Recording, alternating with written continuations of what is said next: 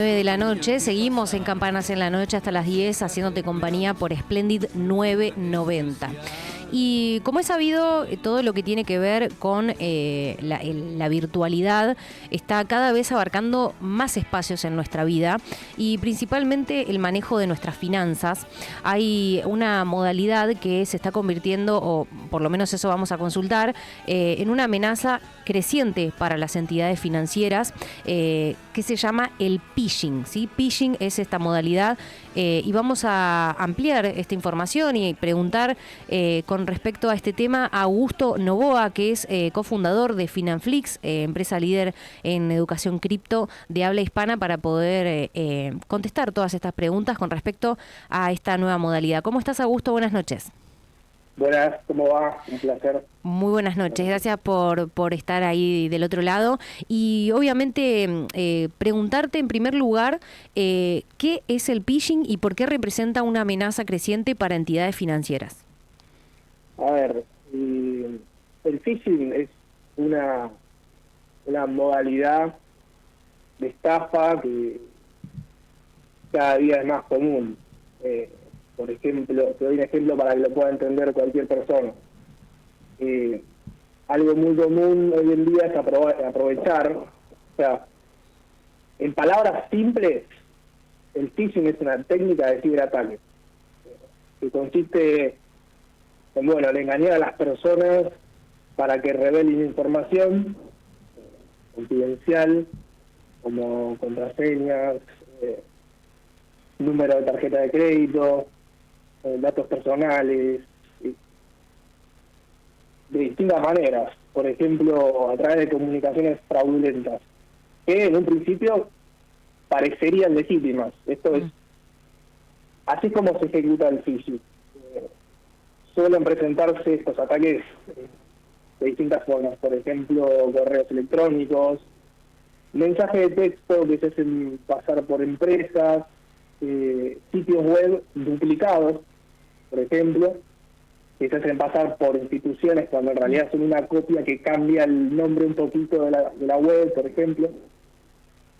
Y bueno, con el tema de las criptomonedas surge muchísimo estas estafas porque cada día son más comunes. Entre la ignorancia de las criptomonedas que tiene la gente y estas técnicas que son cada día más desarrolladas, es un tema casi diario de alguna estafa de estas.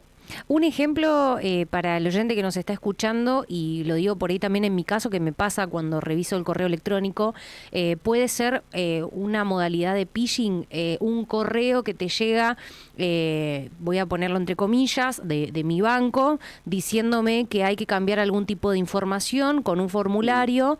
Ese sería una modalidad, digamos. Sí, a ver, por ejemplo, si se filtran los datos de un banco, suponete cualquier banco, y en esos datos vos pusiste tu mail y todos esos mails cazó un equipo expertos en este tipo de estafas de phishing.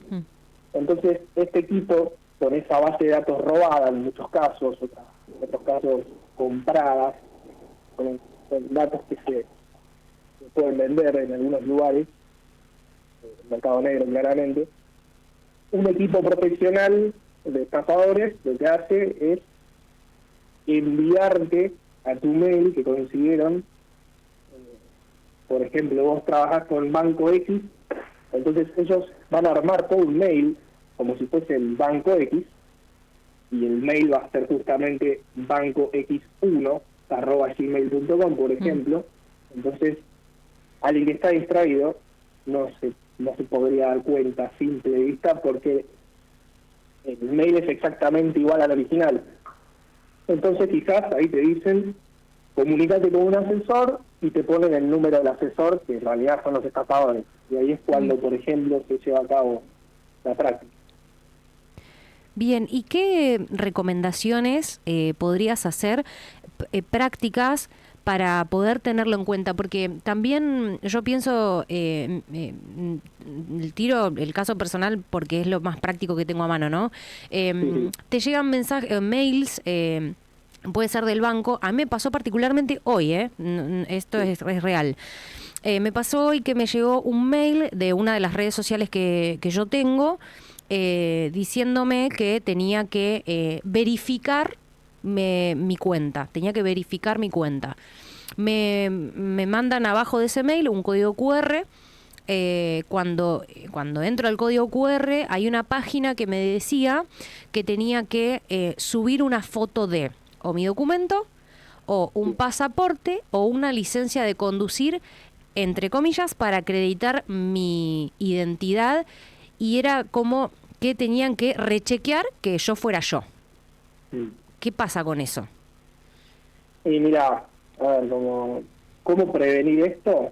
Sí. Lo primero de todo es, idealmente, no hacer clic en ningún enlace. Bien. O sea, si vos querés hacer algún trámite con el banco, entrá al banco por Google, buscalo o entrá directamente a la página del banco y hacer el trámite en la app descargada de App Store o de Google Store. Eso sería lo primero, no hacer clic en el enlace. Lo segundo sería chequear errores gramaticales. Bueno, las empresas no tienen errores gramaticales, entonces si en el mail hace clic acá. Bueno, una cosa es escanear un QR, te manda un link, o sea, es como hacer clic en un link. Entonces recomiendo no escanear QR en la calle, en ningún lado, porque es como me estás entrando un link también. Bien, o sea, sería en ese caso directamente no entrar, para hacer repasar, en enlaces y tampoco códigos QR. Si llego a ser víctima de phishing, ¿qué es lo que tengo que hacer?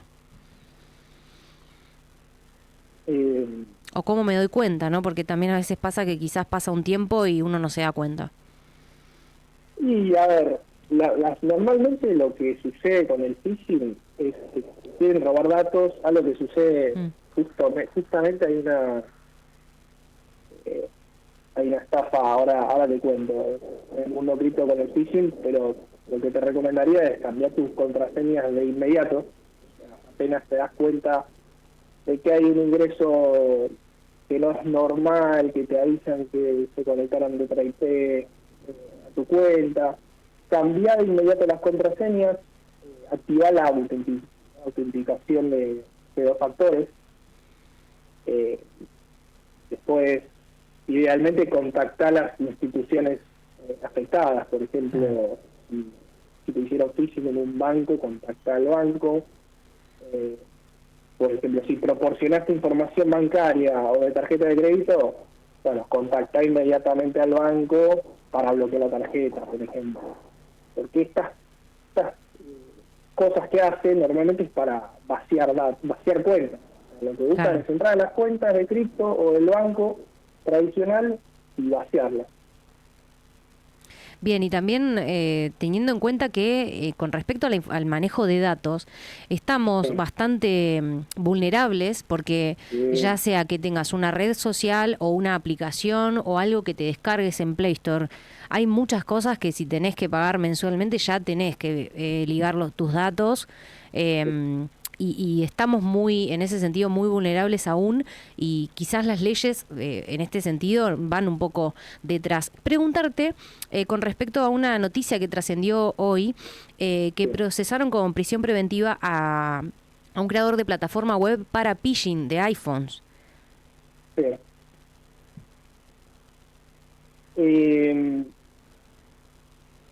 A ver, el Código Penal de la Nación Argentina claramente tiene un marco sobre esto. Yo no estaba enterado específicamente de eso, pero si fue en Argentina, tiene un marco, la Ley de Protección de Datos Personales, la Ley de Delitos Informáticos, hay artículos en el Código Penal también, que son medidas de protección ante el phishing. Sí, de hecho, se lo procesó con prisión preventiva bajo presunta estafa informática, falsificación y uso de una marca registrada y adquisición también y utilización de teléfonos celulares de procedencia ilegítima. Se trata de Iván David Cude, de 33 años, según la acusación del creador de la plataforma, desde donde se enseñaba a desbloquear los iPhones, que obviamente esto entiendo que está directamente ligado al robo, ¿no?, de celulares. Sí. Así que nada, Sí. como que entiendo que es un procesamiento que hasta ahora es muy poco visto con respecto a cómo se desbloquean, ¿no? Porque el robo de celulares es diario, pero la pregunta es, bueno, ¿cómo hacen para desbloquearlo? Creo que es una de las primeras veces, o no sé qué trasciende esta información, que el creador de esta herramienta para desbloquear estos iPhones como que está visibilizado, ¿no? Sí, a ver, el phishing y el desbloqueo de un iPhone puede estar relacionado, es un caso muy, o sea, es un caso en el que hay que unir bastantes hilos. Sería, por ejemplo, si a través de las tácticas de phishing, viste que son estas estrategias que usan los malvivientes para sacarle los datos duros a las personas, Sí. sería si a través de estas tácticas estos delincuentes le sacan, por ejemplo, el Apple ID, la contraseña, el código de verificación a la gente, y bueno, con esos datos sí podrían desbloquear el teléfono. Bien, bueno, agradecemos esta comunicación, Augusto, y también para, bueno, aprender a cuidarnos un poco más en términos virtuales, porque como decimos, nuestra información está circulando por muchos lugares y siempre aparecen, ¿no?, nuevas modalidades de estafa y es bueno saberlo. Te agradecemos. Excelente, un placer. Cuando necesiten estoy disponible. Muchísimas gracias. Estábamos en comunicación con Augusto Novoa, que es cofundador de Finanflix, la empresa líder en educación cripto de habla hispana, para hablar sobre esta nueva modalidad de estafa, de ciberataque, que, bueno, que no ninguno está libre de sufrirla y siempre está bueno